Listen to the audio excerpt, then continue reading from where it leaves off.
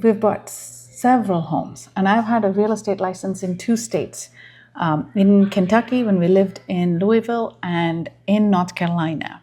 So when we bought this house, I thought I knew what I was doing. It turns out I did not. We had water gushing out and couldn't figure out how to turn it off. We had a wildlife exemption that we lost. Seemingly stable internet was unusable. And you find out that even without a homeowners association, there can still be restriction on your 10 acres of land. If I was to buy land today, these are the things that I would check before I would put a signature on any papers. One of our biggest requirements that we have no HOA. We didn't want any restrictions on the land that we were going to own, especially a 10-acre plot.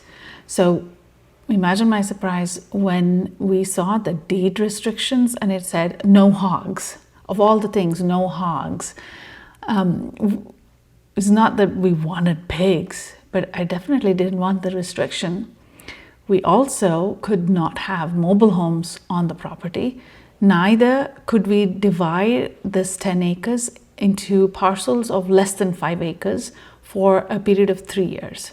So just buying land doesn't mean that it doesn't have restrictions. None of these would have stopped me from buying the house. I just wish that I had known about this beforehand. The next thing I didn't know became a much bigger problem. We were converting one of the garages into a bedroom, and because there was work going on in the attached bath, we had switched off the main water supply into the house. We had left for a day, we came back, and I looked from the window and I saw a big puddle on the grass. And I'm like, oh my God, this is water gushing out, and this was before the main shut off to the house. So where do you turn off the main, like from the city? Usually when you have a house in the city, in a subdivision, the main cutoff is at the front near the road at the end of the yard. So we went, we searched, we couldn't find it. There was nothing at the gate. There's a long driveway and there was nothing at the gate. Called up our previous owner. He was so nice. And I sent him a photo of where it was, and he immediately said, yes, that's right. The water line that goes to the main city line is at the back. That was a big surprise. We had found out where the main water to the house was. I just assumed it was exactly where it was in every other subdivision, at the door, at the road. But nope, it was somewhere else. It was actually in somebody else's property that you would have to go through our property, over the fields into there to switch off the water. So that was a big surprise. I would not have expected that. That one was an inconvenience. The next one really cost us money. When we were looking at this house, it was specifically pointed out to us that it had a wildlife exemption and how easy it was to maintain such an exemption and why we had it. We had it because of the bird feeders, and we had several of them, so we had lots of birds that visited this property. So it was a great thing. We went to convert from the sellers into our name, and the first question that was asked was the property divided? And how much was it divided into? The property was from a 20 acres, it became a 10 acres. And so now in Williamson County, Texas, it did not qualify for wildlife exemption. So we lost our exemption. Now this, I really feel misled by the seller's agent. He dealt with Acreage all the time and failed to mention to us that we were going to be losing the wildlife exemption. Now, we didn't know, we didn't check. The next things we did check before buying, but still got it wrong. Both Ravi and I work from home, so having internet, good internet, was critical. So we checked it. I had a Zoom meeting. The previous owners had Starlink. I had a Zoom meeting. It worked perfectly. Went back home, checked on Verizon's map, and this address was covered. So we thought we had done our due diligence and we would have internet. We did have it for a few months. It was decent. But there was a problem on the Verizon side and it stopped working. And this was far enough that they did not repair it. So when something is critical, you have to make sure that you have a backup. So now we're back on Starlink, spending more than double of what we anticipated.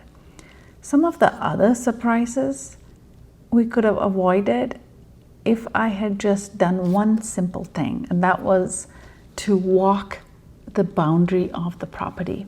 Now, I had a survey. If I had taken that survey by hand, walked the property, I would have realized how exactly the property line laid from my gate. And it would not have shocked me to see the fence go up so close. Because what you visualize when people point something out to you, or at least what I visualized, was not the reality. Similarly, if I had walked it, I would have seen that the electric pole was inside my property. So that would mean that if and when the neighbors needed access, because of the easement, I would need to give them access to our property.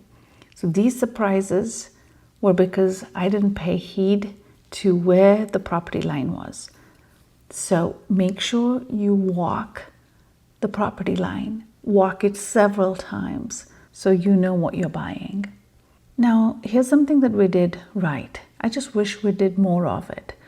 We talked to the sellers and we really learned the systems of the house. He had done a lot of automation. So we took the time, a whole afternoon. We had our camera going and we recorded a lot of the information that he gave us, how the greenhouse worked, how the irrigation worked. We took numbers for who maintained the grounds, who came for the pool, how the pool worked, what was the automations to the bird feeders, what was the automation for the water, for the bird bath.